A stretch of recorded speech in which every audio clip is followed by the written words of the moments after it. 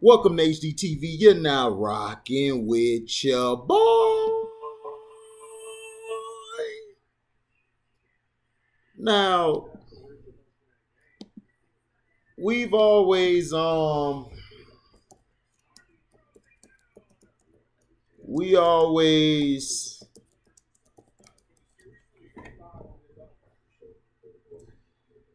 I always would wonder,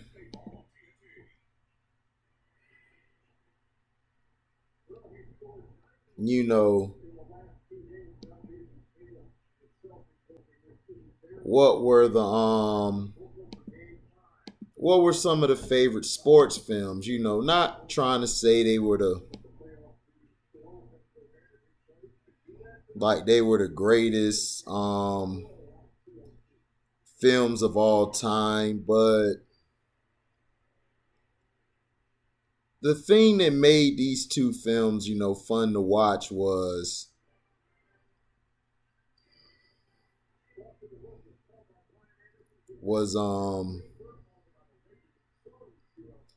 both movies to me had a lot of heart in it and a lot of questioning the quarterback's leadership, trying to see, how the leadership would be. You had a quarterback, both quarterbacks basically had their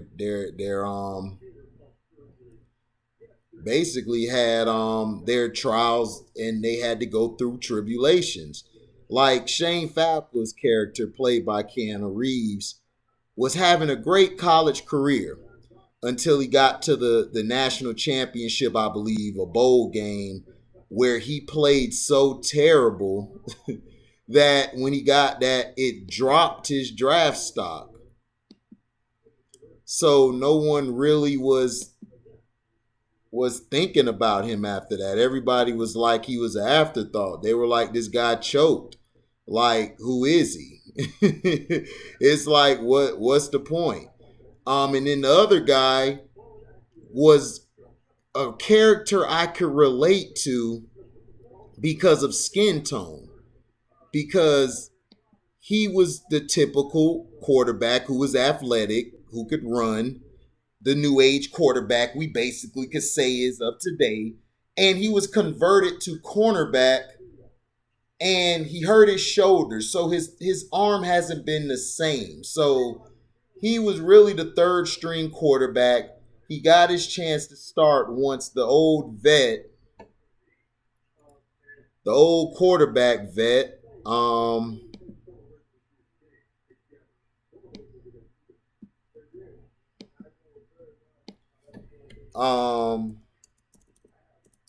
the old vet who was really the star, but who was played by Dennis Quaid, um, Jack Cap Rooney. Cap Rooney.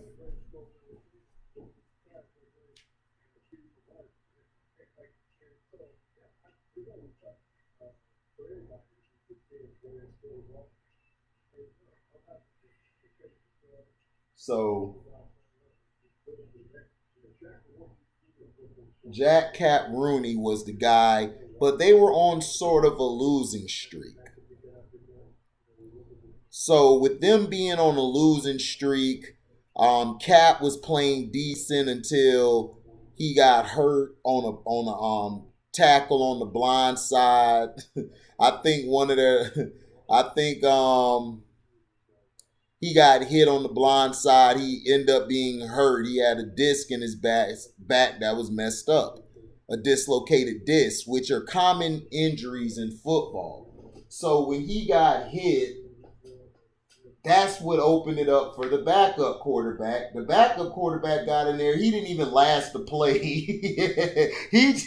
He got destroyed on the play. He was done. It was like, oh, he's out. And then they were like Willie Beeman. Willie Beeman on the sideline eating Cheetos, chilling, partying.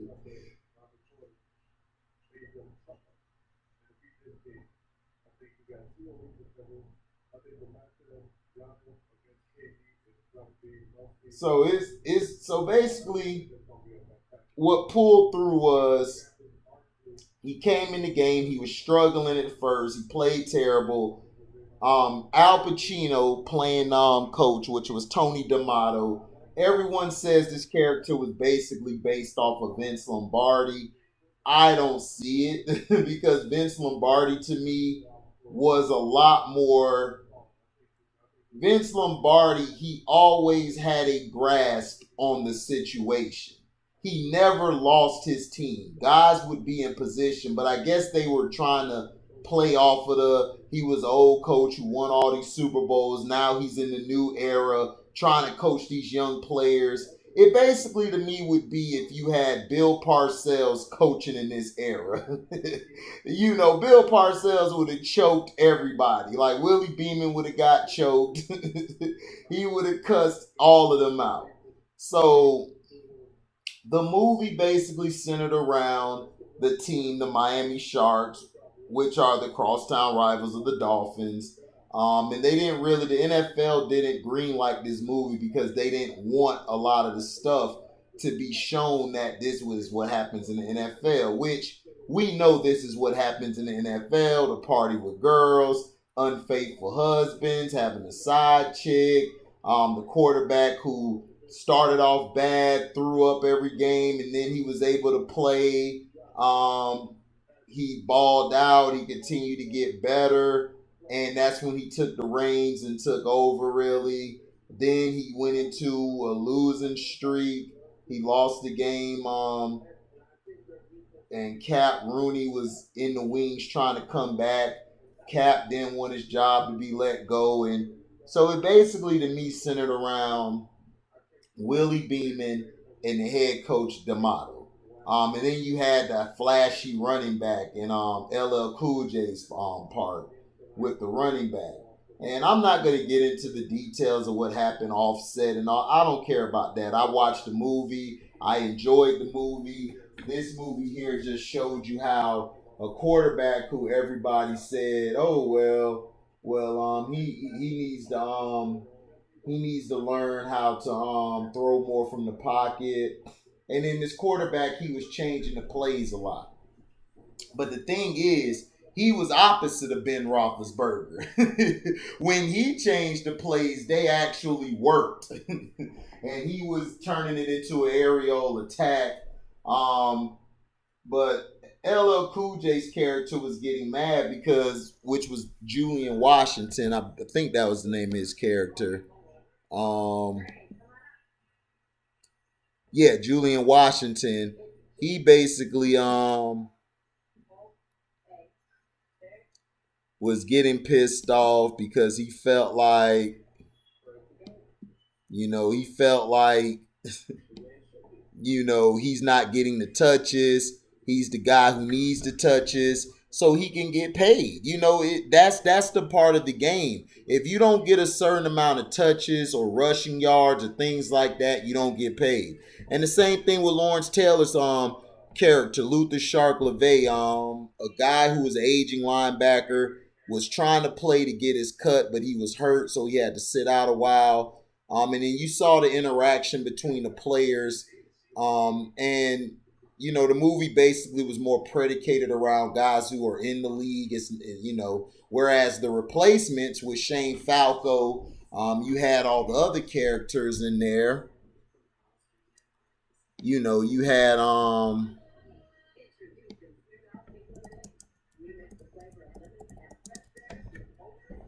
where you had Gene Hackman, the coach, who was trying to help this team, because all the guys sat out because, it was the time when the NFL went through their strike. They tried with the replacement players, and then after they all came back, they put in the contracts that the players can never be replaced again by the replacement players. So that's why when you see strikes, they try to get it done because they can't replace them with replacement players because that's what was put into the CBA. The CBA of the NFL. These guys, it was great because you had all the characters. You had the owner who basically, really didn't like these players, but had to deal with it. So it happened. It was, it was great, man. It was great to see. In both teams, Shane Falco, like I was saying, he basically had to reprove himself. He had to get all these misfits to be a team. And to me, I believe if I had to compare movies, Shane Falco had the tougher. I'm talking about the characters, guys. Willie Beeman, played by Jamie Foxx. He was, like I already explained, Shane Falco had to deal with more than what Willie Beeman had to. But Willie Beeman had a tougher road than what Shane Falco had. Because Shane Falco was touted as being the best quarterback coming out. He just had that one bad game. Willie Beeman played at a lower college, like what every other black quarterback did, like McNair and others. Doug Williams played on the HBCUs, the D1 AA's, a notch under D1A. I think he was in a D2. His character's from a D2, D3 school. So he had to come from nothing, like literally had to come from the bottom. And to me the movie was great, because if I had to compare the reason why I liked Any Given Sunday a little more than The Replacements, even though I love The Replacements, I love both movies. The reason I loved Any Given Sunday a little more was because we got to see the growth of Willie Beeman within that time. Then we saw when he went back to being on the bench after he got his ass whooped by the running back Julian Washington. And we saw from there what happened and how that transpired into him having to sit on the bench, and for him to come back in a playoff game and him and D'Amato finally connecting, finally are like, you know what, this guy really ain't so bad. He's really not so bad. And after they figured each other out, and then they made a joke at the end. To me, the relationship between D'Amato and Willie Beeman was very key for the team to win. Because to me, Shane Falco and Gene Hackman, they were already cool.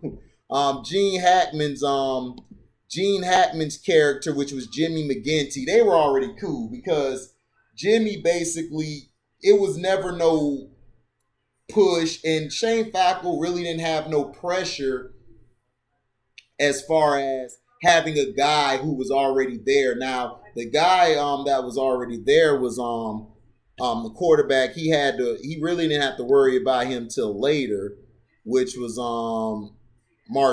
Eddie Martell, who was played by Brett Cullen, who's also a decent actor. And then he just had to worry about him, and they just had to worry about players, crossing the picket line. And then you had these guys who were basically not liking these replacement players, because for one, they took their jobs. So they're in a contract negotiation, and that's kind of hurting their money, because the way the replacement players are playing is showing that we really don't need you guys. But they really did, because they already built up that star brand. And if you were going to replace them with these guys, you would lose a lot of money, because the regular fans, even though the regular fans loved it and they loved what was going on with the replacement players, in the long run, they need to come back. To me, it was a more heartwarming and heartfelt movie, where the guy like myself, or somebody who used to play football and now we get a chance to play again, it's fun for us, because it brings that type of heart. Now, Any Given Sunday, I loved it because that's what I love. That's football. That's football. That's how it is. Egos. All these alpha males. You have to be the main alpha. You're trying to lead all these alphas. That's why I gravitate towards football more than basketball. Because in basketball, everybody's really a beta. And then you have that alpha dog who's the head guy. But in football, everybody's an alpha and everybody's a dog. Because that softness in you, trust me, that's been gotten out of you. If that softness hasn't gotten out of you and you reach that NFL level, trust me, it's going to be taken out of you.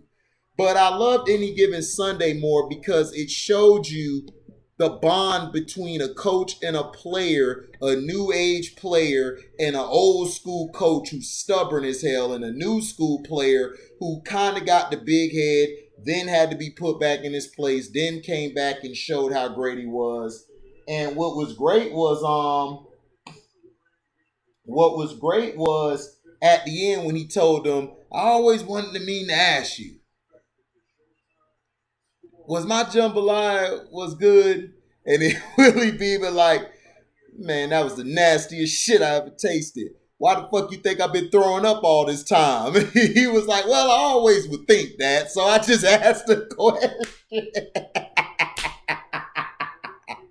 So I love their connection because their characters to me had to go through a little more than what Shane and them had to. Because if Shane Falco didn't pan out, what would have really happened? They would have just got the players back through the picket line, and then it would have been great. But it was just a heartwarming story to see the underdog get a chance to come back and show, I was always great at this game. I just had one bad game. And that's why I would never put basketball over football. Because in basketball, you'll have plenty of times in big games to rewrite your wrongs because it's a marathon. Whereas football is a sprint. If you have one bad game, that's your season and that's your ass. You are not going to get that chance again.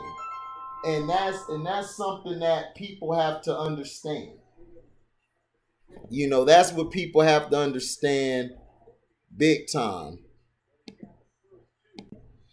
Man, I'm sorry about that. Brother called me. But yeah, personally, the Willie Beeman and the D'Amato connection was great because that's what to me carried the film and made the film a very good watchable film. Now, are both of these films classic? They're mostly a cult classic. Like from like real fans, we would call it a classic because of some of the scenes in there. We saw how we saw how Julian Washington was instigating the beef between Shark and Beeman, and Beeman and Shark had their one on one in the steam room where Shark was letting him know the defense is this after Shark just cut his SUV in half, because of what Julian Washington's saying. And Bill Bellamy's character, what the hell was his character name? Bill Bellamy really was forgettable to me. Yeah, Jimmy Sanderson, the star receiver. He basically was telling him, "Yo, you gotta watch it because if Shark hear you, he gonna whoop your ass." And Julian Washington said the same thing.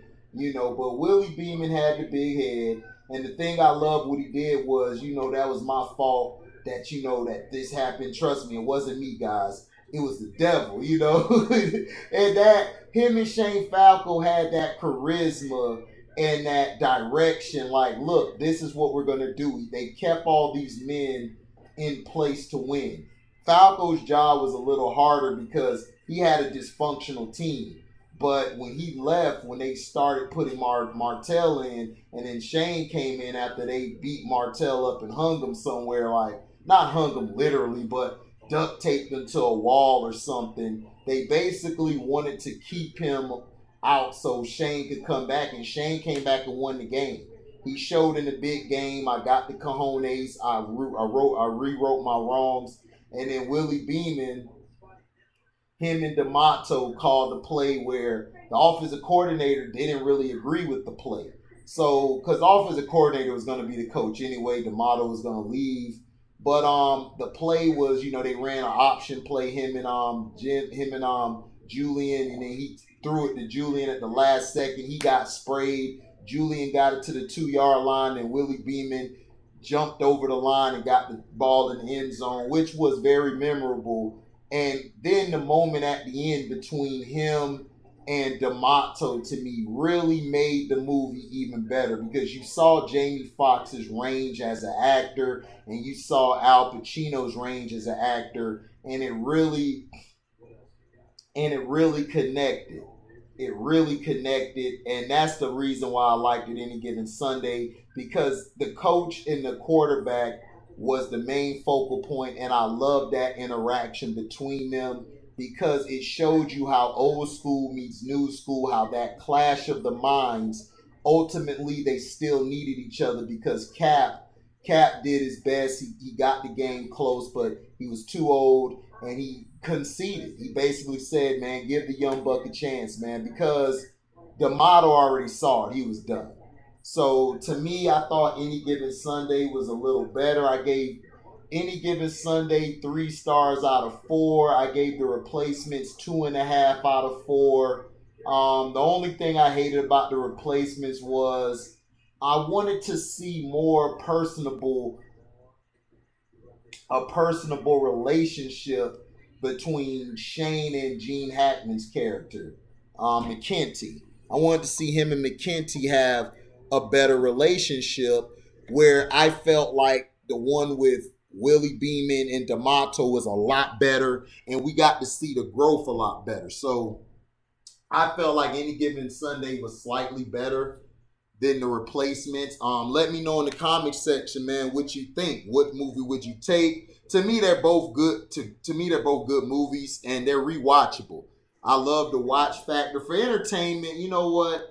I would give Any Given Sunday 3.5, and I would give The Replacement 3 stars because they're both entertaining. I just watched The Replacements before the game came on, and it's like it's still entertaining. I saw Any Given Sunday the other day; it was entertaining. So they're rewatchable films. So I would give 3.5 to Any Given Sunday, 3 stars to The Replacements. Let me know, man. What you guys, if you guys liked it, what you like, what you didn't like about it. Tell me. Thank you for listening. Like, comment, subscribe, and please share. Hit the notification bell to select all to receive upcoming notifications. And if you do like what you hear, you can donate to the page by Cash Apping me at the word welcome, the number 2, and then HDIITV. Thank you for listening, and we are out. Deezy.